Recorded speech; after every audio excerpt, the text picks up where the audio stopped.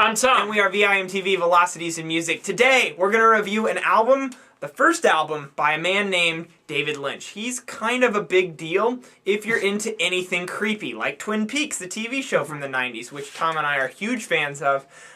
His new album, or first album, is called Crazy Clown Time. And it's certainly interesting. But Tom is a huge David Lynch fan. Yes. So I think you should just tell everybody everything you know about David Lynch. Well, that would take quite a while. But Wow. Getting into what relates to the context of Crazy Clown Time, since we are here to talk about music, David Lynch, yes, he is probably best known as a film director and television. You know, he did Twin Peaks series, which to me is the best thing that's ever happened on television. I effing love it. And also movies like Blue Velvet, Mulholland Drive. I mean, just crazy, I don't know what other word to use, and I mean, it's in the album title even. Really creepy, really dark, very surrealistic is what his work is all about. I mean, he's also dabbled in painting.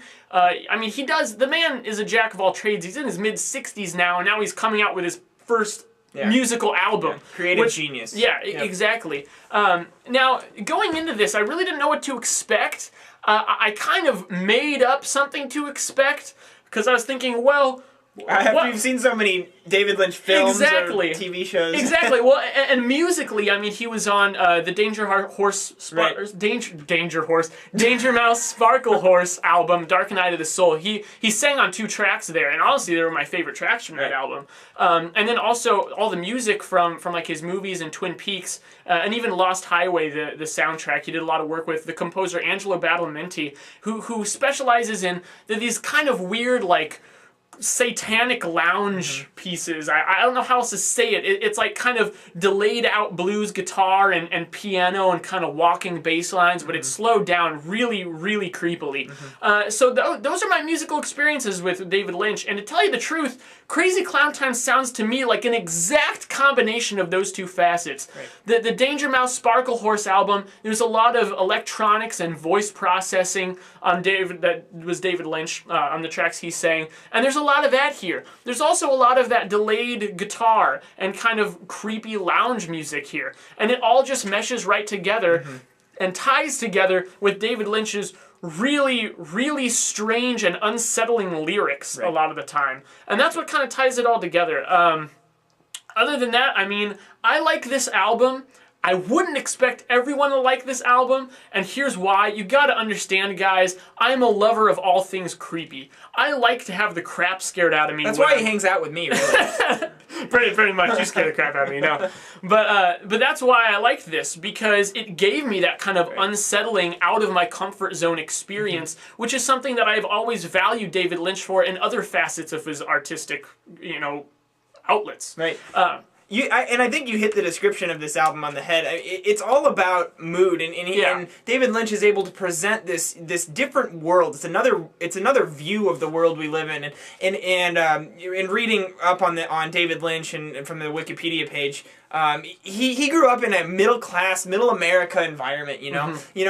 All row houses, all the nice trees, mowed yards and stuff, and he was always obsessed with the sort of creepy underbelly that he could find even in middle America, and he lets that side of his creativity come out in his music. The moods here are dark, and that's what I think is so alluring to you. It's like you're walking through like the underbelly of Gotham City, and there's crime everywhere, and Batman's lurking around up in the skies. You don't know what's happening. That's this album, and to me, that's a really intriguing experience. Now, one thing, I think I like this album less than Tom, and there's a couple reasons why. One, this thing is 110 minutes long. That's a little... 70, an hour and 10 minutes long. Yeah, well, that's what I meant. That's what I meant. An hour and 10 minutes, sorry. And to me, I like long albums when they're kick-ass the entire time through. I don't believe this one is. I think that there's a lot of ideas here, and some...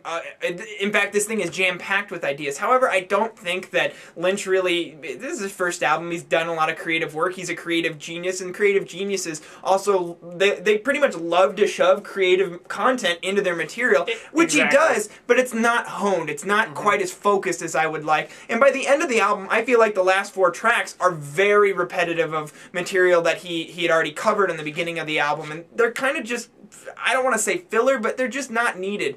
Especially when the album's already reached an acceptable length anyways, it takes it to that long point. And to be honest, I get a little bored by the end. But other than that, I really like everything that he does here. That just kind of brought it down a little bit for me. And that's where this album really goes hand in hand with his movies, because a lot of his movies are very long. He's not going to hold anything back. Any idea he has, he puts out there, and he probably even stretches too far. I mean, this even for me, it's only 14 tracks, and they average at 4 to 5 minutes a track.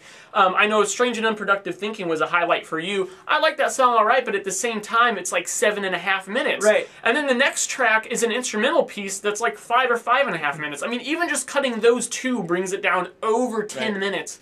So and honestly, I wouldn't cut those two because those are two of the more different tracks on the album. Yeah, they cut some of the ones at the end. They provide a lot of diversity. So I'm not saying necessarily cut those, but I'm just saying if you were to, whenever you have two tracks carrying that much weight on an album that already that is very weighed down, then you've got some problems. So this is by no means a perfect album, but I think I liked it for the same reason I like all the other work he does. Makes sense. I think I'm gonna go that. And one other thing that bothered me a little bit was the he kind of, I feel like he overdid it on the vocal processing. Just sometimes. And that kind of got on my nerves by the end of it too, but that's mostly just because there's so much of it throughout this entire long album. I'm sitting around a 65 right now. I'm going to go 77. So a little bit of a disagreement between Tom and I. However, I think that where this score averages out is pretty accurate to where I'll meet you there. I think this one is around that or worthy of that. It's definitely worth checking out if you're into music that's just moody and creepy. Yeah. This is definitely an album you want to check out. I actually don't think this one comes out for a couple more days, so if we put this out first, you guys will probably have to go to NPR, the greatest website in the world, to preview it. So check that out. Otherwise, let us know what you thought about this album at www.velocitiesinmusic.com or youtube.com/velocitiesinmusic. Follow us on Twitter and like us on Facebook. I'm Jake. I'm Tom. And we are VIMTV, Moving Music Critique Forward.